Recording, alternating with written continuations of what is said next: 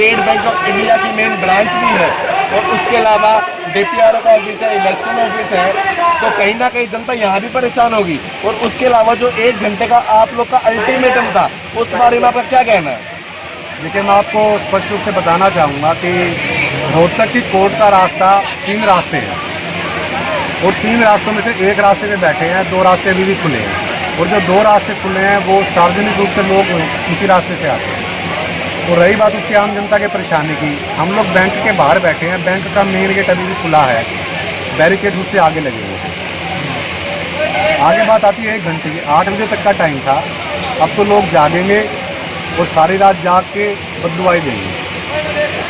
अब सुबह 10 बजे का टाइम है, अगर कल सुबह भी नहीं आते हैं, टिकरी बॉर्डर सिंधु बॉर्डर पे बैठे हैं, यहाँ भी बैठे रहेंगे हम लोग। और आगे की रणनीति यही है कि आंदोलन को हिंसक रूप तो बिल्कुल भी नहीं लेगा, संविधान के मुताबिक ही आंदोलन आगे चलेगा, हिंसक रूप बिल्कुल नहीं लेगा। अगर किसी भी नेता के अंदर या किसी भी जो यहाँ के रह चुके हैं पहले नुमाइंदे जो जनता के रह चुके हैं, हम थोड़ी बहुत शर्म बच्चे तो कल आएँ। डिजिटल भूमि में आपका स्वागत है। हमारे साथ मौजूद हैं अभी सुमित, जो हरियाणा से किसान सभा के सेक्रेटरी हैं। हम इनसे जानते हैं कि इनकी क्या मांग है, क्या अब तक हुआ है जिस वजह से इनको यहाँ धरना डालना पड़ा। तो सुमित जी, आप प्लीज़ बताएं कि ऐसा क्या हुआ है कि आपने यहाँ धरना डाला, आप क्या चाहते हैं, आप लोग क्या चाहते हैं, और उसके अलावा अगर आपकी मांग पूरी नहीं होती है तो आप कब तक यहाँ पे हैं? सबसे पहले तो मैं ये बताना चाहूँगा कि पिछले दिनों हिसार में जीजे यूनिवर्सिटी के अंदर भाजपा कार्यकारिणी की मीटिंग थी। किसानों ने वहाँ पे विरोध किया, ये आपत्ति दर्ज की कि यहाँ पे कोई सरकारी कार्यक्रम, कोई भाजपा का कार्यक्रम अगर होता है तो संयुक्त किसान मोर्चा का ये आह्वान है कि उसका विरोध किया जाए, क्योंकि किसान आंदोलन को 7 महीने से ज़्यादा समय हो चुका है और सरकार इस तरफ कोई ध्यान नहीं दे रही। वहाँ के स्थानीय हमारे किसान साथियों ने कुलपति को लिख के दिया, कुलपति ने एश्योर किया कि वहाँ पे कार्यक्रम नहीं होने देंगे, लेकिन राजनीतिक इशारे पर विश्वविद्यालय का दुरुपयोग किया गया और वहाँ पे भाजपा की मीटिंग हुई। जब मीटिंग खत्म हो रही थी तो वहाँ का हांसी का स्थानीय विधायक MLA जो है वहाँ का विनोद भ्याणा, जो कि मनीष ग्रोवर के साथ गाड़ी में जब बैठ के निकल रहे थे, तो इस गाड़ी से इन्होंने महिला जो किसान आंदोलनकारी थे उनकी तरफ भद्दे इशारे किए और एक तरह की अशोभनीय टिप्पणियां की इन्होंने, जिसके खिलाफ किसानों का गुस्सा फूटा। उसी दिन जो है वहाँ पे रोड जाम किया गया, अगले दिन विनोद भ्याणा की कोठिया घेराव किया गया और उनको माफ़ी मांगनी पड़ी। और उन्होंने भी ये बताया कि मैं तो मनीष ग्रोवर की गाड़ी में था, इससे ज़्यादा उन्होंने कुछ नहीं कहा। तो ये स्पष्ट पता लगता है इस बात से कि उसमें कहीं ना कहीं एक तरह से अपराधी दोषी जो है वो मनीष ग्रोवर है, जो पूर्व सहकारिता मंत्री है भाजपा का। आज विनोद भ्याणा को माफ़ी मांगनी पड़ी। इसके बाद आज जो है संयुक्त किसान मोर्चा के नेतृत्व में ही जो है सैकड़ों किसान दोपहर से जो है यहाँ पे मनीष ग्रोवर की कोठिया घेराव कर रखा है।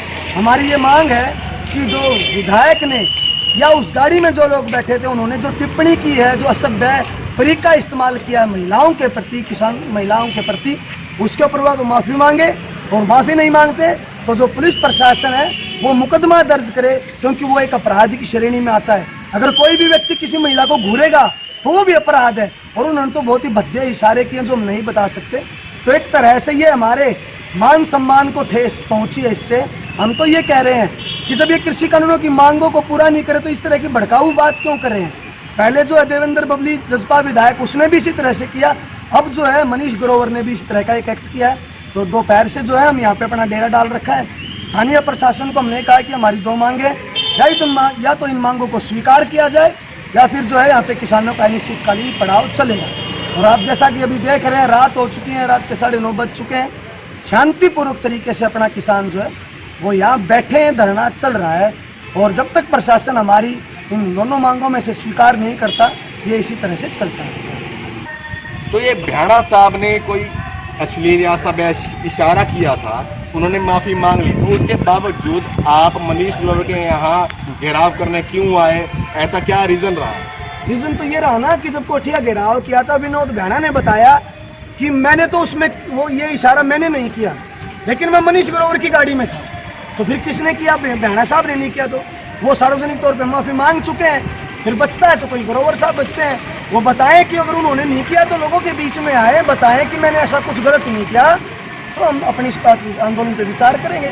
लेकिन वो तो सामने ही नहीं आ रहे ना। एक वीडियो डाल दी उन्होंने, अब मैं खेत प्रकट करता हूँ। अरे भैया, खेत प्रकट करना लोगों के बीच में आके प्रकट करो।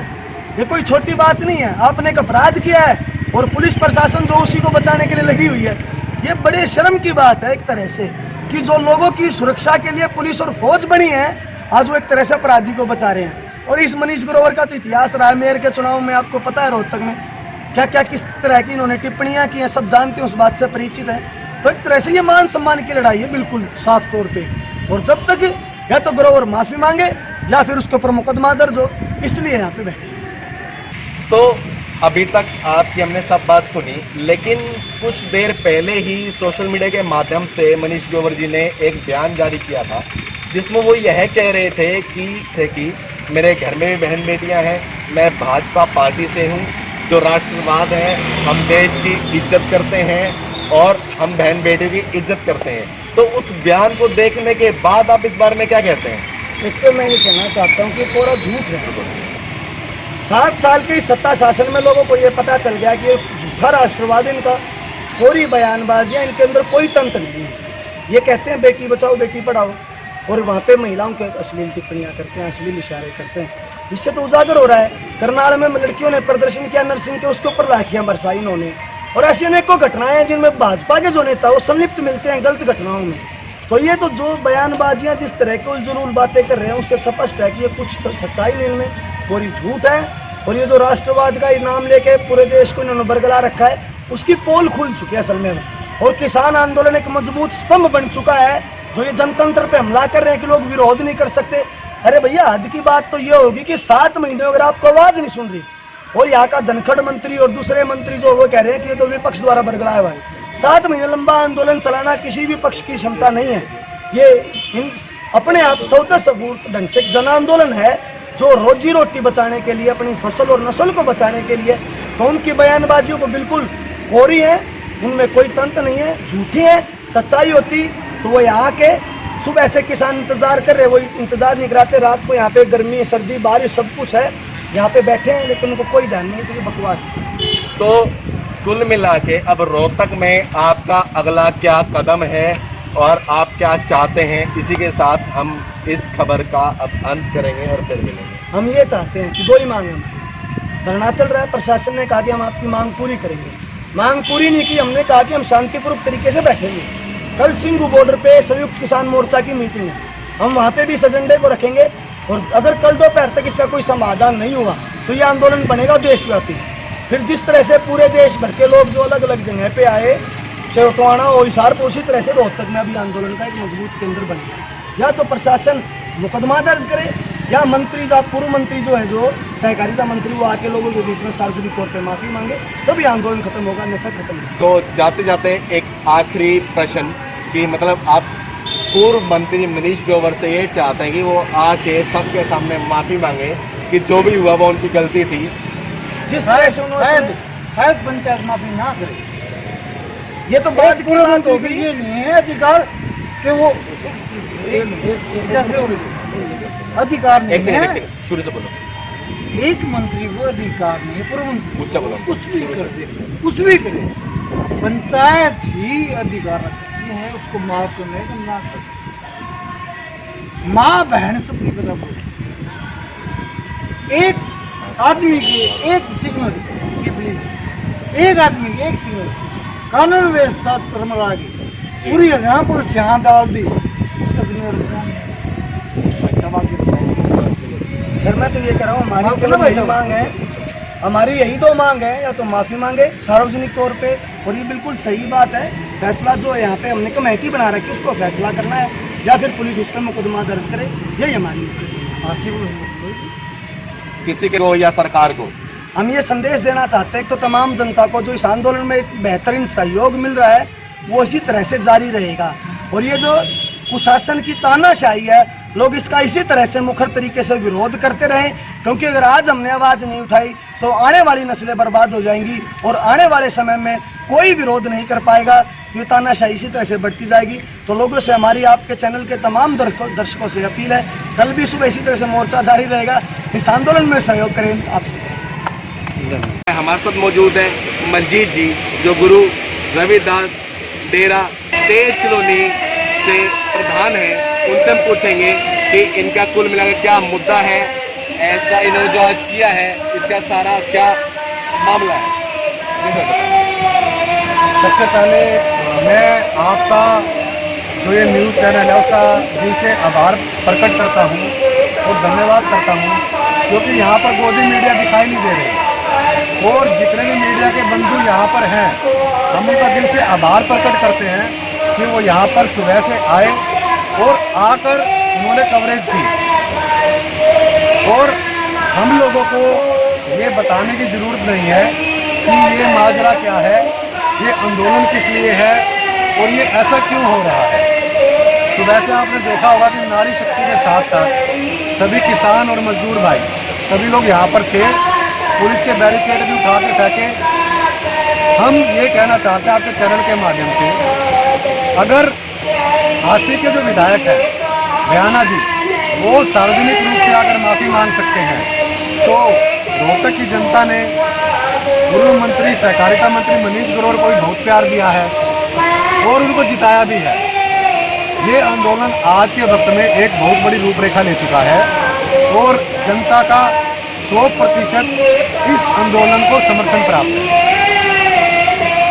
उन्होंने वीडियो के माध्यम से माफ़ी मांगी है, उनको सार्वजनिक रूप से आना चाहिए और जो बहन बेटियों का और जो नारी शक्ति का उन्होंने अपमान किया है, कम से कम वो आए, इस पंचायत के बीच में आए और वो किसानों से मजदूरों से माफ़ी मांगे।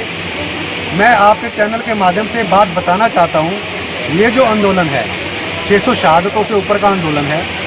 इतना बड़ा आंदोलन आज़ादी के बाद कभी नहीं हुआ और इस आंदोलन को हम लोग जो देख रहे हैं, हमारे खुद के भाईचारे में काफ़ी हमारे भाई शहीद हो चुके हैं।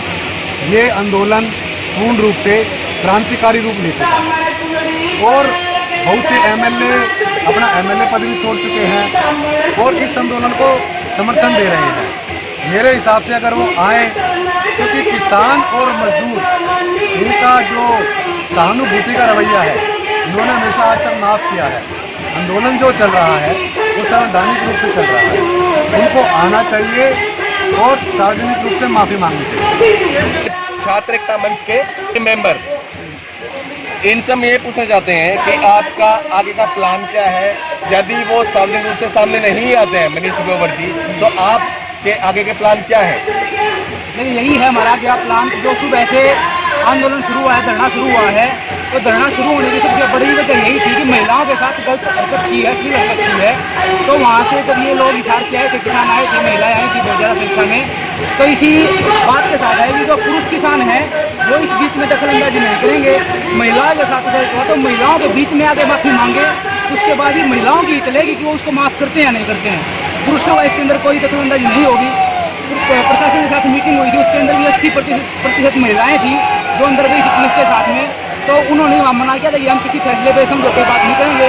उनकी एक सिंपल मतलब एक डिमांड है कि वो हमारे बीच में आए और माफ़ी मांगे, उसके बाद वही तय करेंगे वो आंदोलन खत्म करना है नहीं करना है। और जब तक ये नहीं होता है तब तक धरना चलता रहेगा। कल रोहतक के आसपास के गाँव से भी लोग आने वाले हैं और सुबह यहाँ धरना और भी बड़ा रूप लेने वाला है अगर वो माफ़ी नहीं मांगते हैं। तो प्रशासन के हाथ में है, मनीष ग्रोवर के हाथ में है कि उसको खत्म करना चाह रहे हैं या इसको और बढ़ाना चाह रहे हैं। और जब तक ये मतलब चलता रहेगा, इसमें संख्या बढ़ती रहेगी और हमारा संगठन और हम इसके अंदर भागीदारी आंदोलन में पहले ही करते रहे हैं और इस धरने में भागीदार रहेंगे। तो